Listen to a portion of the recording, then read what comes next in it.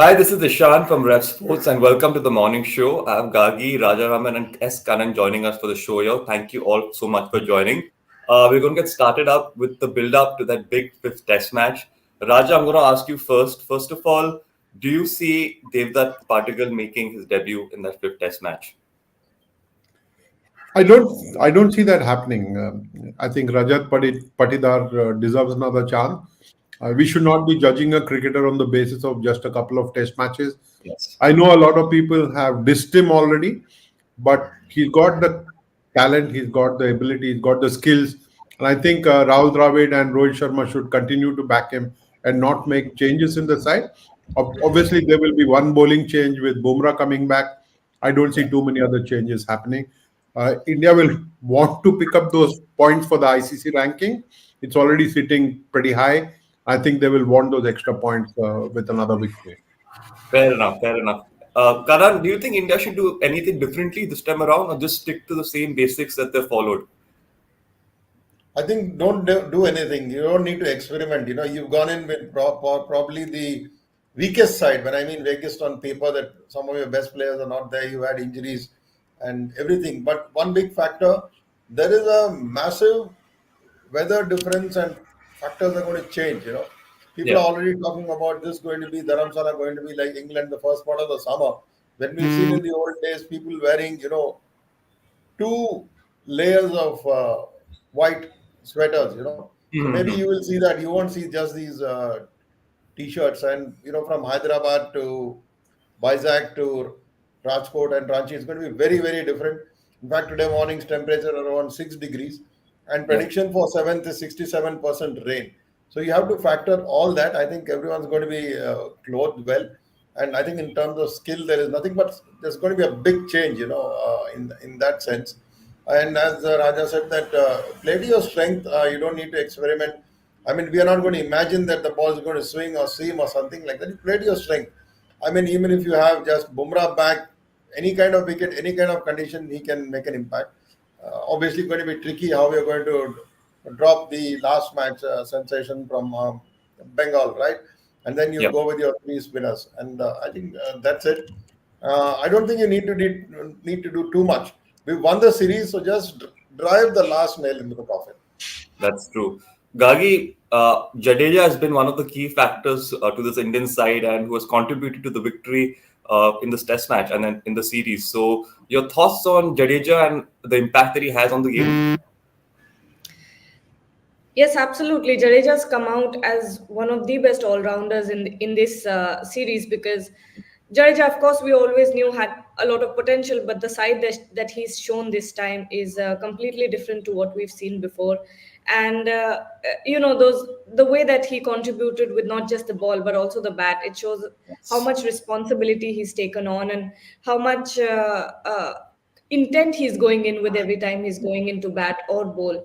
So it's been very, very incredible to see Jadeja come out as this dynamic all-rounder that we've been missing for a while now. But with Jadeja coming on, uh, it's been incredible to watch, really. I completely agree with you. And we at Rev Sports have made a special package for Jadeja. So, have a look.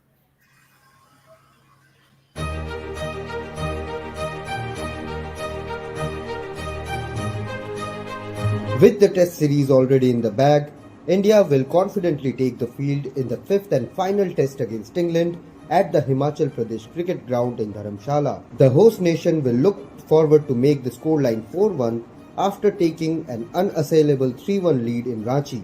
All eyes will be on Ravindra Jadeja, who is closing on to a massive milestone in the longest format of the game. Jadeja has taken 292 Test wickets and needs 8 more to become the first Indian left-arm spinner to reach 300 wicket mark in Test cricket. He will also become the third left-arm spinner to achieve this landmark after Rangana Herath from Sri Lanka and Daniel Vittori from New Zealand. Furthermore, Jadeja needs just 5 wickets to go past Derek Underwood of England and become the third highest wicket taker by a left-arm spinner in Test cricket history.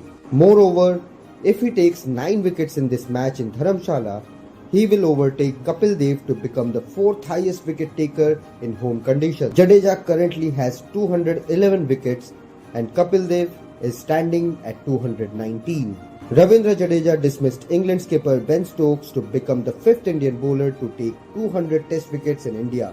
He got to the milestone in the fourth over after lunch on the third day of the third test in Rajkot when he had Stokes caught by Jasprit Bumrah at long on. Recently, Jadeja became the third Indian all-rounder and the 17th overall to complete the double of 3,000 runs and 200 wickets in Test cricket. The left-armer has been in fine form in the ongoing 5 Test series against England, with him being the joint highest wicket taker with 17 dismissals to his name. Furthermore, Jadeja also has 217 runs to his name at an average of 43, with his contributions with the bat helping India push for a series win against England. The all-rounder has a huge role as India secured a massive win against England in this 5 Test series, but will look to take it to 4-1 in this last and final test in Dharamshala. Is Ravindra Jadeja the greatest all-rounder India has ever produced? Do let us know in the comment section below. Just a special player and a superstar personality, I feel.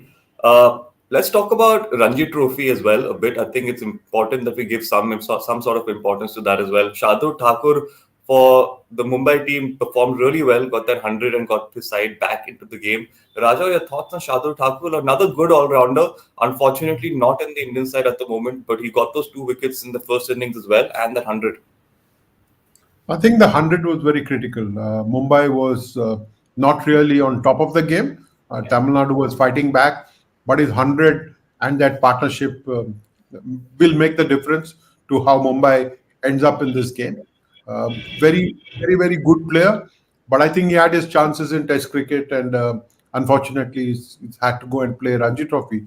But he's Yes. delivering there for his side, and that counts for a lot. I think when senior cricketers go back and demonstrate how they want to give back to their juniors in the Ranji Trophy side, it makes a big deal of a difference. But I noticed there is you sitting from Mumbai and Gargi, who's got Vidarbha connections, both fantastic sides, both doing well. Unfortunately, Madhya Pradesh seems to have got its nose ahead against Vidarbha. Yes. Yeah. Karan, why don't you... That's true. Karan, why don't you take that and speak a little bit about the second semi-final that's taking place between I think the entire focus is on the first semi-final, but I think both semi-finals are important. Obviously, who is going to win these 2 matches are going to play the final. I mean, actually, if you look at it on paper, there's not much to choose between Vidarbha and Madhya Pradesh, but I think Raja has already given a hint of who's doing well. But yeah, I think it's an important match. I mean, looking at it as from a macro view of Ranji Trophy, there's been so much chatter about it that some of the players did not make themselves available. Or we're talking specifically about Shreyas and Ishan Kishan. So Ranji Trophy is very important, and I think definitely Bombay and this thing Tamil Nadu big match. Got the superstars there, and I think we've not mentioned about the young bowler Sai Kishore. I think that was also very, very impressive, because you were looking at Ranji Trophy as a feeder line to pick players for the future in Indian cricket, whatever be the format, red ball or in white ball. You're getting enough pointers, and it was interesting to note that this is Shardul's maiden first class 100. Yes. Really impressive. But I think the expert on the second semi-final is Gargi, so I will hand it over to her. Gargi, do you want to say something about... I mean, of course, having played for Vidarbha, I want the team to do well. And I was looking forward to watching a few of the batters, especially, Akshay Wadkar. He's someone that I've grown up. We used to play in the same club, so I used to look up to him a lot. Not just me, a lot of players, because he's this very humble, and very nice person outside of the field. But on the field, he's just as ruthless with the bat and behind the stumps as well. Unfortunately, he couldn't get off. He only scored 1 run in the first innings, and you saw that there was this horrible crumble from the Vidarbha batting lineup that you did not expect, because at the moment you have a few good players, few good batters in the Vidarbha team. Karun Nair is also playing for Vidarbha. He's been brought in, and he's been doing well. Of course, he was the sole scorer in the first innings with a 63-run score, but then at the end of the day, Madhya Pradesh is playing better cricket at the moment. Let's see if Yeah. Vidarbha right now is trailing by 69 runs, if they can get ahead of Madhya Pradesh, which would need a lot of good knocks from Yeah.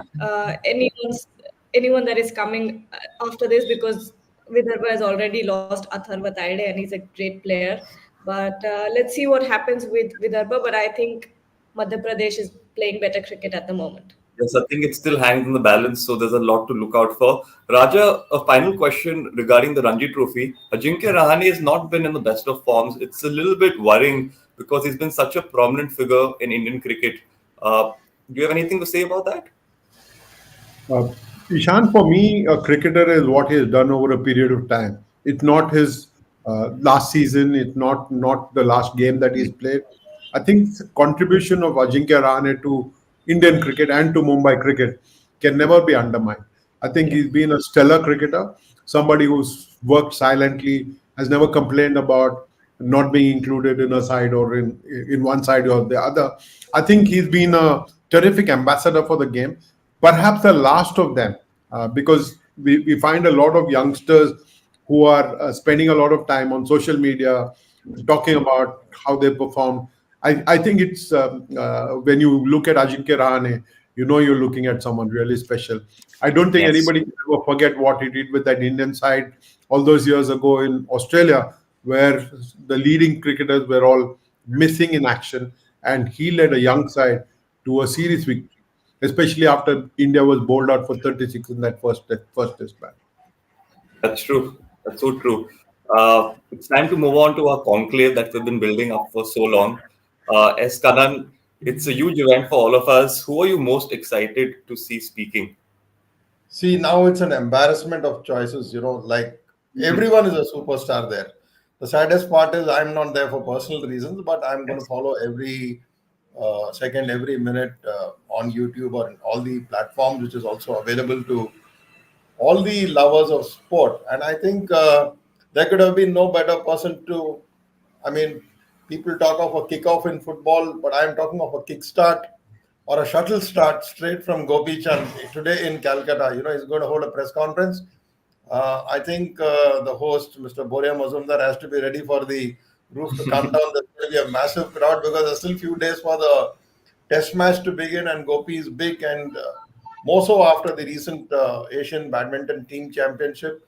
We've seen he's a fantastic mentor. He speaks, he does not hold his words back. Recently, he talked about, politicians should not be heading a sports federation, and that's quite a strong statement because the DAI is headed by a politician. So I think this kind of plain speak is honest. You've got one more champion. I call him champion because he's the first Olympic gold medalist, Abhinav Bindra.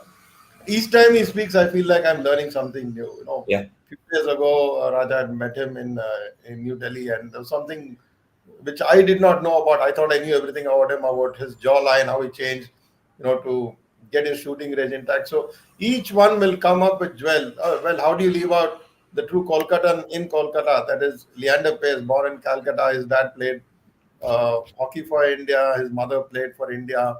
Basketball, Jennifer Pace. Yes. So you've got everyone there.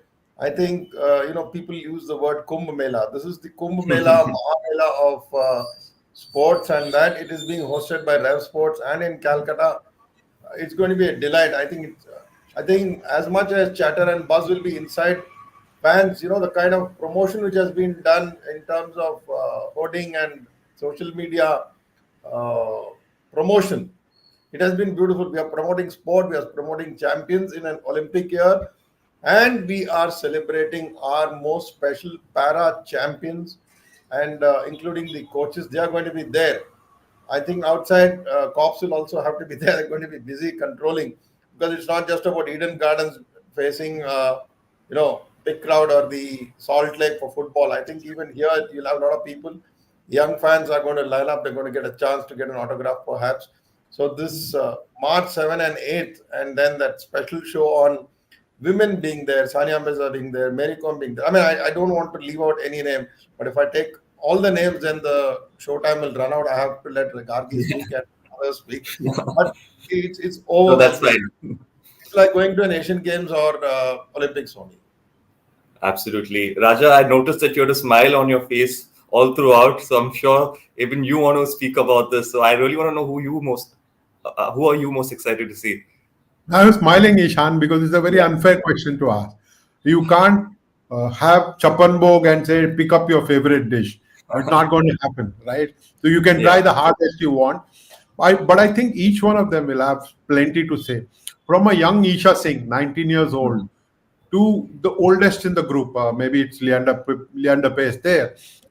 When you look at a diverse range, you want to listen to everybody. You want to hear them. And I'm sure that each of them will offer great insights, and we will be able to come up with something that rest of India and the whole sports ecosystem will be able to learn from. This is not just a series of conversations people are having and then forgetting. This is going to be productive, and hopefully this will lead to some change in Indian sport. And I think that is how we can be catalysts, and that is what I'm looking forward to. Looking at how we follow the right processes, leading to the right outcome. So true, so true. I think all of us can aspire to do the same thing. Gargi, you're the final person here, so why don't you take the stage and tell us who you most excited are? Like Raja said, there's just so many people to hear from at this conclave, but especially I'm looking forward to hearing from so much wisdom to collect over here. So many people to learn from. Neeraj Chopra is going to be there, but I am especially looking forward to hearing from Sania Mirza because she is, to my generation, the girls from my generation, we've grown up looking up to her because she was this one female sports person at the time that was just huge. She had this huge aura. She was taking on the world, and I think at that time when I was growing up, she was one of the very very few women in India who had made a big name in sports, apart from Saina Nehwal and the rest. Yes. But Sania Mirza's just been this household name for all of us, and any sports person, female sports person in India has looked up to her at one point or the other. So it's going to be incredible to see, her coming in front of us and talking about her wisdom, sharing her wisdom. So I'm looking forward to hearing. It will be really Sania. incredible, and I think all of us. Ishan, not for nothing is it called Trailblazers, right? Each one of them was a trailblazer. Yes. I think all of us are really looking forward to it, and it's going to be a lot of fun with a lot of learnings for all of us. So I'm eager to see each one of you all as well out there, and let's hope for the best. On that note, this wraps up our morning session, our morning live. We have a special package made on the Trailblazers Conclave, so have a look and enjoy. All of us deal with pressure in different ways. How did you deal with pressure? Badly. Because I'm a human being and I don't like pressure. And I didn't deal with it well. But I learned to coexist with it. I learned to find a way to work myself in those situations. But did I enjoy it? Did I enjoy pressure? No, definitely not. That was not for me. I was in a sport which was kind of a lonely pursuit. Shooting is very individual, and at least in my era in the mid-90s, early 2000s, it is not the way it is developed as of today. I had a lonely sort of a career, but my constant companion in these 20-odd years in sport was self-doubt. So self-doubt and pressure, not a good combination. But I found ways to deal with it. I think one of the biggest things that really helped me deal with pressure was accepting it. I think that is very important. I think when we go to an Olympic Games or when we have pressure as human beings, and especially human beings like me who don't take pressure well, we resist it because it's uncomfortable. It's not something we like. But the moment I started accepting it and learning to coexist with it, it became a little bit easier. And I could at least start focusing on the process of what I had to actually do to execute my skills. So Athletes, how do you manage so many successful athletes as a coach? I think, as Abhinav has said it, I think you learn to coexist with the differences. I think one of the bigger things, I think, for me, maybe the last 15 years of coaching, right from 2004 when I started to maybe 2017, 18 were a different ball game. And the last few years have been very different. Today, there's a lot more media attention, there's a lot more social media, there's a lot more people involved in the sport, whether it's sponsors, managers, NGOs, federations, sometimes judiciary, politicians. There's too many people involved. So at the moment I get up in the morning, I say, I've done what I have to do over the years. I get up in the morning, do the best of what you can do, just stay happy, and then push in the things which you can push, and forget about the things which you cannot change. And I think that has been something which has been clearly the case. As far as shutting off is concerned, I've figured out a lot of ways of shutting off, so I don't let things which bother me surface up too many times. So I think that's one way of keeping the ecosystem a bit sane. Okay. How do you deal with that kind of pressure? बहुत खुशी हुई कि back to back मैंने medal लिया है India के लिए।